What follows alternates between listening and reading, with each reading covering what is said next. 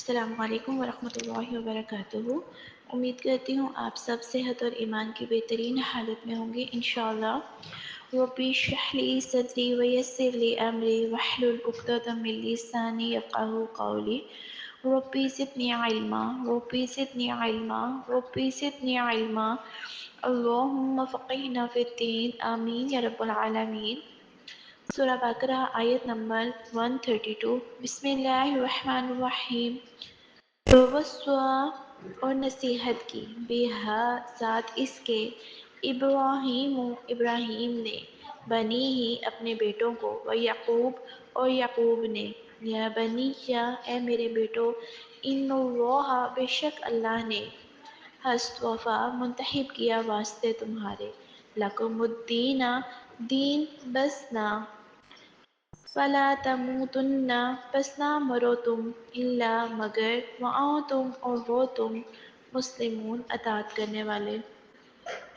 اور ابراہیم نے اپنے بیٹوں کو اسی بات کی وصیت کی، اور یعقوب نے بھی اپنے بیٹوں سے یہی کہا کہ بیٹا، اللہ نے تمہارے لیے یہی دین پسند فرمایا ہے، تو مرنا تو مسلمان ہی مرنا۔ دیکھیں حضرت ابراہیم علیہ السلام نے اپنی اولاد کو توحید کی وصیت کی ہے، اور اسے ایک ایسا کلمہ بنا دیا ہے جو باقی رہا ہے۔ حتیٰ کہ حضرت یعقوب علیہ السلام نے بھی پھر اپنے بیٹوں کو یہی وصیت کی ہے، کلمہ توحید کی۔ حضرت ابراہیم علیہ السلام نے اپنی اولاد کو فرما بردار بننے کی بھی وصیت کی ہے۔ حضرت یعقوب علیہ السلام نے اپنی اولاد کو وصیت کرتے ہوئے فرمایا تھا کہ اللہ تعالیٰ نے تمہارے لیے اس دین کو چن لیا ہے، لہٰذا تم اسی دین پر قائم رہنا، اسی کی شریعت پر عمل کرنا، اسی دین کے رنگ میں رنگ جانا، اور اسلام کے سوا کسی اور حالت میں بھی تمہیں موت نہ آئے، اسی کے ساتھ تم قیامت کے دن اٹھائے جاؤ گے یعنی کہ اپنے آپ کو اللہ تعالیٰ کے حوالے کرنے میں رکاوٹیں آئیں گی، لیکن تم پھر بھی اسلام پر عمل کرنے سے نہ رکنا۔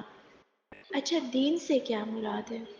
دین سے مراد زندگی گزارنے کا طریقہ ہے۔ اللہ تعالیٰ کے نزدیک دین اسلام ہے، جیسا کہ قرآن پاک میں ارشاد ہے، یقیناً دین اللہ تعالیٰ کے نزدیک اسلام ہے۔ حضرت ابراہیم علیہ السلام نہ تو یہودی تھے، نہ نصرانی تھے، نہ مشرک، بلکہ مسلمان اور مخلص تھے۔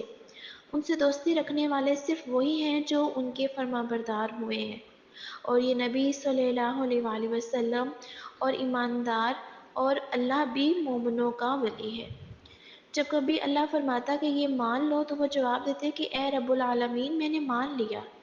اسی ملت و وحدانیت کی وصیت حضرت ابراہیم علیہ السلام اور حضرت یعقوب علیہ السلام نے پھر اپنی اولاد کو بھی کی۔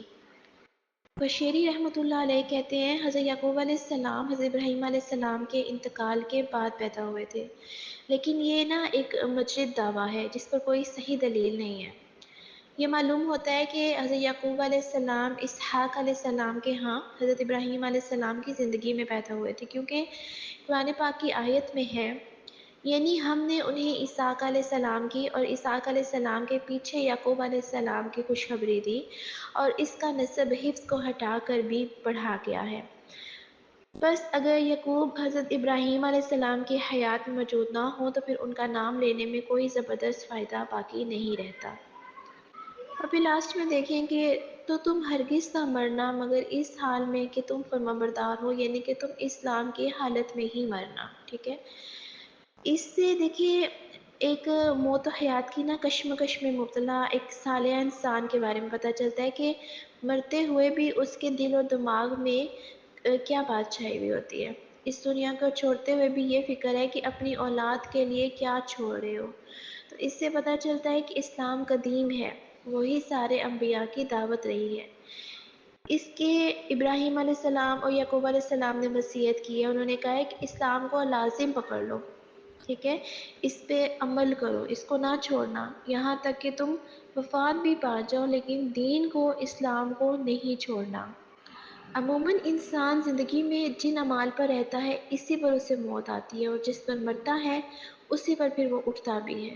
تو یہی اللہ تعالیٰ کا دستور ہے کہ بھلائی کی قصد کرنے والے کو بھلائی کی توفیق بھی دی جاتی ہے، بھلائی اس پر آسان بھی کر دی جاتی ہے، ٹھیک ہے، اور اسے ثابت قدم بھی رکھا جاتا ہے، تو کوئی شک نہیں ہے۔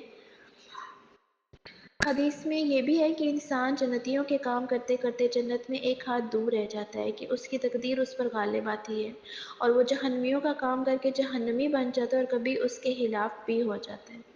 لیکن اس سے مطلب یہ ہے کہ یہ کام اچھے برے ظاہری ہوتے ہیں، حقیقی نہیں ہوتے۔ چنانچہ بعض روایات میں یہ لفظ بھی ہے، قرآن کہتا ہے صحاوت، تقوی اور لا الہ الا اللہ محمد رسول اللہ، اس کی تصدیق کرنے والے کو ہم آسانی کا راستہ آسان کر دیتے ہیں، اور بخل اور بے پرواہی اور بھلی بات کی تکذیب کرنے والوں کے لیے ہم سختی کی راہ آسان کر دیتے ہیں۔ جزاک اللہ خیر۔